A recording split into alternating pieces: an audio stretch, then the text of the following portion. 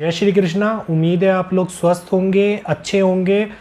स्वागत करता हूं आज फिर एक नई वीडियो के अंदर। जो भारत पे आने वाला संकट है उसके बारे में बहुत सारी विपदाएं, बहुत सारी आपदाएं मुझे दिखाई दे रही हैं, बहुत सारी चीज़ें मुझे दिखाई दे रही हैं।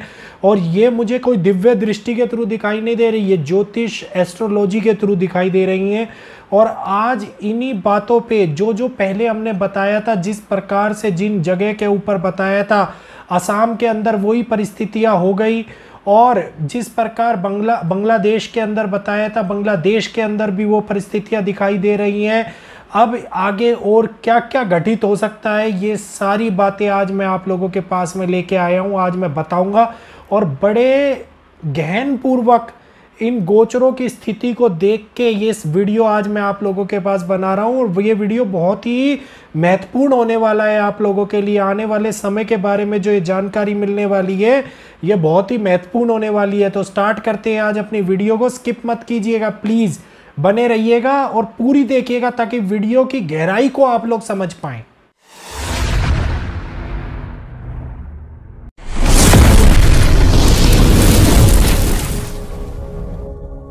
भारत में हकीकत में स्थिति गंभीर होने का समय चल रहा है। ये स्थितियां बहुत विपरीत हो सकती हैं।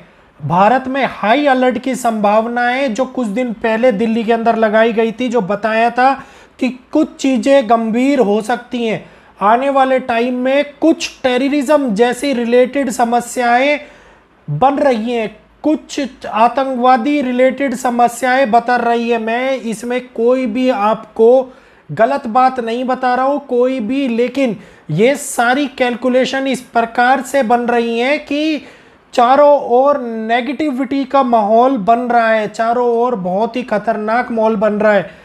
जो एस्ट्रोलॉजी के थ्रू हम लोग ये बात बता रहा हूं मैं आपको, वो चीज बहुत ही गहराई से समझने वाली है।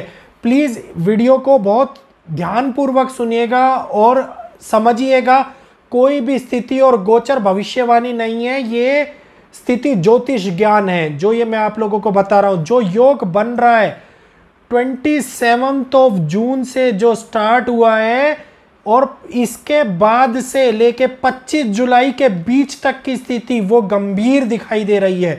13 दिन की जो समस्या है, 13 दिन के अंदर और भी ज्यादा गंभीर स्थिति दिखाई दे रही है। इन 13 डेज के अंदर आप देखें तो भूकंप के आने की संभावना है जो ऑलरेडी स्टार्ट हो चुकी है, जो बताई थी। जुलाई के महीने में भी ये फ्लक्चुएशंस, ये झटके बहुत ज़्यादा बढ़ जाएंगे। आने वाले टाइम में रिएक्टर स्केल के ऊपर भूकंप के झटके बहुत जगह जगह दिखाई देंगे। इसके अंदर साउथ के कुछ इलाकों के अंदर ये स्थिति मुझे दिखाई दे रही है, जिसमें उड़ीसा भी है, आंध्र प्रदेश भी है, केरला भी है। मुझे ये तीनों जगहों के ऊपर ऐसी स्थिति दिखाई दे रही है। जो ये काफी भूकंप के झटके आगे बढ़ने वाले हैं, ये समस्या एक बड़े भूकंप को भी और भी इशारा कर रही है। ये बड़ा भूकंप भारत के अंदर नहीं, लेकिन हाँ भारत के पड़ोसी देशों के अंदर, कई आसपास एशिया में बड़ा देखने को मिल सकता है। ऑलरेडी अफगानिस्तान के अंदर एक ऐसी स्थिति देखने को मिली है, लेकिन वो फिर से देखने को मिल सकती है। रिलीजन्स के अकॉर्डिंग, अगर रिलीजियस के अकॉर्डिंग मुद्दे देखें हम, तो वो हाई एक्टिवेटेड रहने के चांसेस दिख रहे हैं। ये आगे बढ़ते हुए दिखाई दे रहे हैं। 29 जुलाई तक के ये मुद्दे आगे बढ़ते हुए दिखाई दे रहे हैं। अगर मैं बात करूं इस चीज को, अगर मैं ध्यान से देखूं तो 14 अगस्त तक की जो स्थिति है, 14 अगस्त के बाद में ये स्थिति नॉर्मल होने की दिखाई दे रही है। भूकंप के झटके, टेररिज्म की समस्या, साथ ही साथ आपको बताया रिलीजियस जो धर्म विरोधी चांसेस हैं उसके अंदर मुद्दे उठने दिखाई दे रहे हैं। ये सारी बातें दिखाई है। जनता और सरकार के बीच में मतभेद और संघर्ष की स्थिति उत्पन्न होती हुई नजर आ रही है, जिसमें लॉ एंड ऑर्डर का सहारा सरकार को लेना पड़ सकता है। सेना का इस्तेमाल करा जा सकता है। नेवी और मिलिट्री दोनों तरह की इन्वॉल्वमेंट दिखाई दे रही है। ये पूरे चांसेस इसमें दिखाई दे रहे हैं, क्योंकि नेवी के कम योग है, जल से रिलेटेड क्रियाएं कम है, लेकिन आर्मी के पूरे योग दिखाई दे रहे हैं। बहुत ज्यादा संभावनाएं जल से, बारिश से क्रिएट होने वाली हैं। बहुत ज़्यादा संभावना है बारिश के अकॉर्डिंगली, जो बारिश के तरीके से हम देखें मॉनसून में देखें तो ये समस्या आगे बढ़ सकती है, ये समस्या बहुत ज़्यादा बढ़ सकती है। ये महीने के अंदर बहुत सारे नेगेटिव चांस भी है, बहुत सारे पॉजिटिव चांस भी है, लेकिन जो अभी बता रहा हूँ वो नेगेटिव बता रहा हूँ। क्यों? नेगेटिव संभलने के लिए होता है, नेगेटिव जो दिखाई देता है लोग उससे सतर्क होते हैं, संभलते हैं। आगे बात करते हैं हम जल प्रलय, सुनामी जो आप देखेंगे, या फिर साइक्लोन जो बड़े झटके दे सकता है, एक बड़ा तूफान ला सकता है। तटीय इलाकों के अंदर एक बहुत तेजी से बड़े जल प्रलय की आशंका दिखाई दे रही है, सुनामी जैसी परिस्थितियों की आशंका दिखाई दे रही है। आतंकवादी घटनाएं जैसे बताई थी वो बढ़ सकती है। ये जो समय रहेगा ये भारत के लिए बहुत ही कठिन समय होने की आशंकाएं दिखाई दे रही हैं।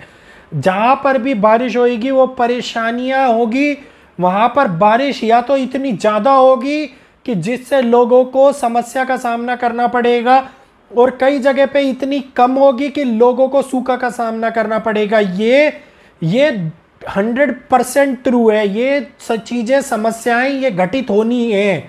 इसके अलावा अगर हम देखें तो जो योग बन रहा है, इस योग के अंदर भारत की सरकार जो आने वाली समस्याएं है उसमें सक्षम रहेगी या नहीं रहेगी, इस बात में अगर हम देखें तो भारत की सरकार का योग बहुत भारी है, मंगल बहुत ज़्यादा स्ट्रॉन्ग है। हमारे देश के प्रधानमंत्री की अगर बात करें तो मंगल है जो उनका बहुत ज़्यादा स्ट्रॉन्ग है, प्रधानमंत्री जी का भी और देश का भी इस टाइम में मंगल स्ट्रॉन्ग है।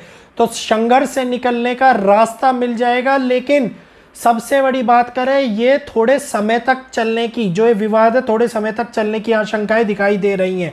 एक के बाद एक कॉम्प्लिकेशंस क्रिएट होती ऑटोमेटिकली दिखाई दे रही है। बड़े राजनीतिक क्रिया के बारे में बताया था, महाराष्ट्र के अंदर देखिए बहुत बड़ी राजनीतिक क्रिया दिखाई दी। शिवसेना के लिए समय ये ठीक नहीं चल रहा है, बहुत सारे ट्विस्ट नजर आ रहे हैं। महाराष्ट्र के अंदर राजनीतिक गतिविधियां आगे अलग अलग तरह के रूप ले सकती हैं। आने वाले टाइम के अंदर अग्निपथ के बारे में भी मैं आप लोगों को बताने वाला हूं। जो ये बातें बताई, जो ये संघर्ष का समय मैंने आप लोगों को बताया, सरकार के लिए जो बताया, जनता के लिए ये आक्रोश का समय चल रहा है। जनता कहीं ना कहीं पॉजिटिव रिलेट करती हुई चल रही है, लेकिन सरकार के लिए समय बहुत ही खराब चल रहा है। क्यों? जो ये समय सरकार से रिलेटेड है, पॉलिटिक्स से रिलेटेड है, राजनीतिक कार्यों से रिलेटेड है, तो ये समय उनके लिए अच्छा नहीं है। बट सबसे बड़ी बात यह है कि इस समय के ऊपर सबसे ज़्यादा संयम रखने की ज़रूरत है। कोविड की अगर मैं बात बताऊं तो कोविड की ऑलरेडी मैंने बताया था, कोविड के क्रिएट आगे तेज़ी से आने वाले हैं। ये कोविड की केसेस एकदम से अप होके फिर डाउन होंगे, और लेकिन वो इतनी ज़्यादा कॉम्प्लिकेशन क्रिएट नहीं करेंगे। ये जैसे पीछे आया था वो आया था और नॉर्मली चला गया था, वैसे ही चला जाएगा। ये ज़्यादा परेशान नहीं करेगा। आने वाले टाइम के लिए जो ये बात बताई मैंने वो इतनी ज़्यादा कॉम्प्लिकेटेड नहीं होने वाली है। उसके बाद में नॉर्मल लाइफ, नॉर्मल ज़िंदगी चलने वाली है। कोविड से रिलेटेड कोई प्रॉब्लम आगे क्रिएट नहीं होगी। आसाम के बारे में बोला था, बाढ़ आएगी, खतरनाक चीज़ें आएगी।